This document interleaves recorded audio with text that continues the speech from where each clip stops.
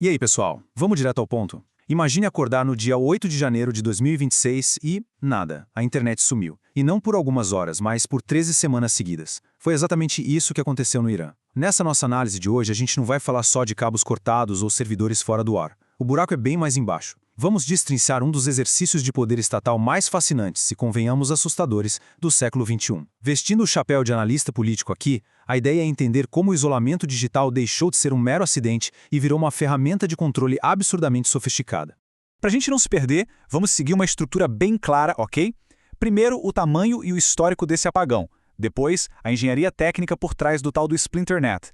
Aí vamos pesar os dois lados da moeda, o argumento de soberania do Estado e, logo em seguida, o contraponto no impacto nos direitos humanos e na economia. Por fim, vamos dar uma olhada na guerra cibernética que rola nos bastidores e o que tudo isso significa para o futuro da nossa rede global. E para dar o tom da nossa conversa, fixa bem esse número, 87 milhões. Essa é a quantidade de pessoas que, de uma hora para outra, foram simplesmente ejetadas da teia global de informações. É literalmente o maior apagão de internet que a humanidade já viu. Pensa nisso, é uma nação inteira, do dia para a noite, completamente isolada do resto do planeta. Parte 1. O maior apagão digital. Vamos entender o histórico que nos trouxe até aqui. A grande questão é, como um Estado chega a esse nível tão extremo? A verdade é que isso não acontece em um estalar de dedos. Transformar a internet de uma praça pública para uma arma de isolamento leva tempo.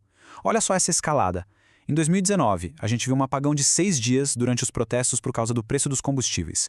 Avançando para 2022, a tática mudou para restrições cirúrgicas, sufocando aplicativos específicos, tipo o WhatsApp, na época das manifestações envolvendo a Mahsa Amini. Aí, em 2025, no meio da Guerra dos 12 Dias, o tráfego de dados despencou assustadores 97%, até culminar nesse apagão total e ininterrupto de 2026. Dá para ver claramente que a rede perdeu qualquer tipo de neutralidade. Ela virou uma alavanca estratégica puxada sempre que ocorre uma crise. Parte 2. A arquitetura do Splinternet. A verdadeira anatomia do controle. Agora, não pense que esse apagão de 2026 foi só alguém puxando o cabo do servidor principal. É uma obra de engenharia estrutural conhecida como Splinternet. Sabe aquela internet global, aberta e sem fronteiras que a gente usa todo dia? Pois é, no modelo Splinternet, a conectividade deixa de ser um direito e vira um privilégio que o Estado te concede ou não. E lá no Irã, eles não ficam mais caçando o que bloquear. É o contrário, o padrão é o bloqueio total. Tudo funciona na base da lista de permissões, a famosa Allow List. Só o que o governo carimba como seguro é que passa. O resto roda numa tal de NIM, a Rede Nacional de Informação, que é basicamente uma intranet fechada, gigante e hipermonitorada, só com clones locais dos serviços globais. E é aqui que a nossa análise política fica fascinante, porque a rede lá é dividida em camadas, quase como um sistema de castas digital. Na camada 1 fica a grande massa da população comum, presa só nessa rede nacional fechada. Na camada 2 entram os profissionais aprovados pelo governo. Eles ganham a chamada Internet Pro, que é um acesso vigiado e só rola se provarem lealdade e passarem por uma identificação super rígida. Aí vem a camada 3, a elite do regime que navega livremente pela internet global sem filtro nenhum. E por fim, a camada 4, os dissidentes. Essa galera sofre apagões ultradirecionados, com chips desativados e equipamentos confiscados. Ou seja, o seu acesso digital é literalmente o espelho da sua lealdade política e social. Parte 3. Ponto. Soberania e segurança. Vamos olhar pela lente argumentativa do Estado. Diante dessa estrutura colossal de controle, qual é a justificativa do regime para montar esse Leviatã digital? Todo Estado tem a sua própria lógica interna e a gente precisa entender isso de forma imparcial. O argumento central deles é a defesa da soberania. Para o Estado, as grandes plataformas globais são puramente braços do imperialismo cultural e político ocidental, então bloqueio seria um escudo para proteger a identidade cultural local. Tem também o fator segurança nacional, que é um argumento fortíssimo para eles. A ideia é barrar grupos opositores financiados por agências estrangeiras, tipo a USAID, e evitar ataques hackers contra infraestruturas críticas do país durante conflitos armados. Na cabeça do regime, a internet aberta não é sobre liberdade, é uma falha de segurança imperdoável. Só que no meio dessa retórica toda de controle soberano, a gente esbarra num fenômeno no mínimo curioso que os materiais da nossa análise destacam muito bem. Recentemente, um comentarista brasileiro viralizou defendendo com unhas e dentes esse apagão no Irã. O argumento dele? Que o bloqueio protegia a população contra influências externas desestabilizadoras.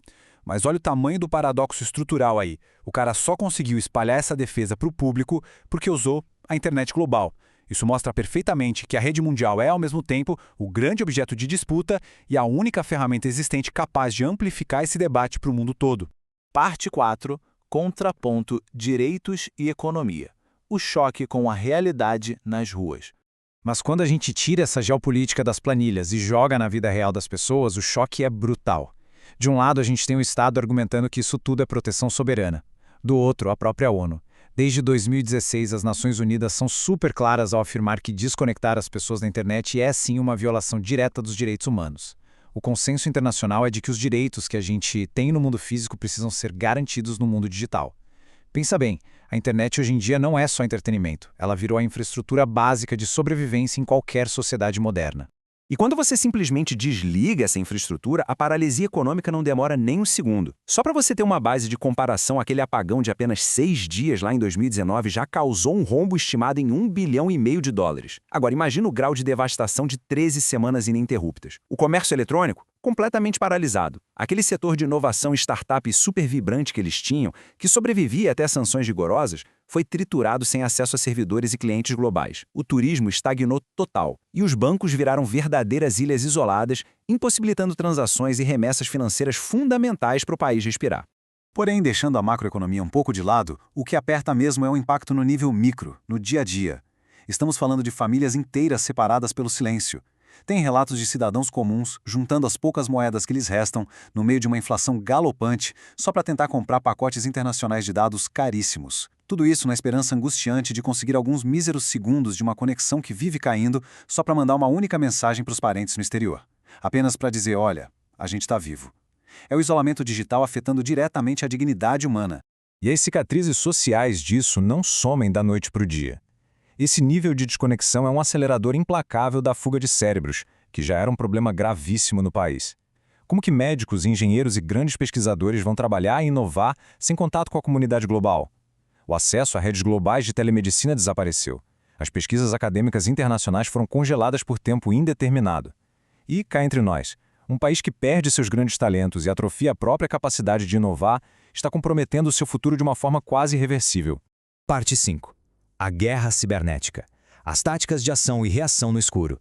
Mas engana-se quem acha que a população cruza os braços e aceita isso passivamente. O que rola nas sombras é uma verdadeira corrida armamentista, um jogo de gato e rato em alta tecnologia. De um lado das trincheiras, a resistência digital. Os cidadãos usam de tudo: VPNs, a rede Tor para navegar de forma anônima, redes locais descentralizadas chamadas de mesh, que ligam os celulares uns aos outros sem depender de operadora, e até terminais clandestinos da Starlink. Mas do outro lado, o aparato do Estado não brinca em serviço. O regime não se limita a bloquear. Eles espionam ativamente. Chegaram a criar aplicativos falsos da própria Starlink só para pescar dados e rastrear os usuários mais descuidados. O sinal de GPS sofre interferência pesada o tempo todo e tem até batida das forças de segurança, indo de porta em porta para confiscar a antena de satélite no telhado das pessoas. É um ciclo infinito de invenção e repressão brutal.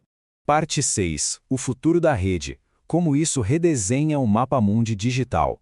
Para amarrar toda essa nossa análise, a gente precisa dar um passo atrás e olhar para o cenário global, porque esse evento extremo do Irã não acontece num vácuo. Comparando os modelos de controle pelo mundo, vemos que o caso iraniano com esse apagão abrupto e traumático é bem diferente do famoso grande firewall da China, que é contínuo, super sofisticado e ainda permite que a economia interna continue girando a todo vapor. Também difere da Kwangmyong lá na Coreia do Norte, que é um isolamento permanente e absoluto, onde o povo nunca nem viu a internet de verdade. E acaba lembrando um pouco mais o processo gradual de transição que a Rússia vem fazendo através da sua lei da internet soberana. Ou seja, estamos testemunhando vários sabores diferentes do que se chama de balcanização do ciberespaço. E o grande duelo que vai definir as próximas décadas da tecnologia será exatamente este. De um lado, a marcha forte rumo a um ciberespaço balcanizado, todo fatiado por fronteiras geopolíticas rígidas. Do outro lado, as forças tecnológicas de reconexão correndo atrás do prejuízo. Há um impulso gigantesco pela chamada Web3, que propõe uma internet totalmente descentralizada e impossível de ser desligada por um único governo.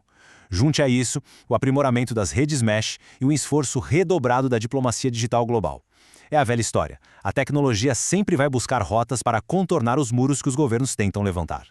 O que nos deixa com a reflexão final da nossa análise. Olhando para todo esse panorama, dissecando a arquitetura fria da censura, vendo o desastre bilionário na economia e, o mais importante, o custo emocional e real na vida de 87 milhões de pessoas comuns, fica a grande pergunta. Em pleno século XXI, a conectividade com o resto do mundo é de fato um direito humano fundamental e inalienável? Ou será que vamos ter que engolir a dura e frágil realidade de que a internet é meramente um privilégio concedido pelo Estado e que pode ser arrancado da tomada a qualquer momento? Pense um pouco sobre isso e sobre como você valoriza a conexão que está usando exatamente agora. Até a próxima!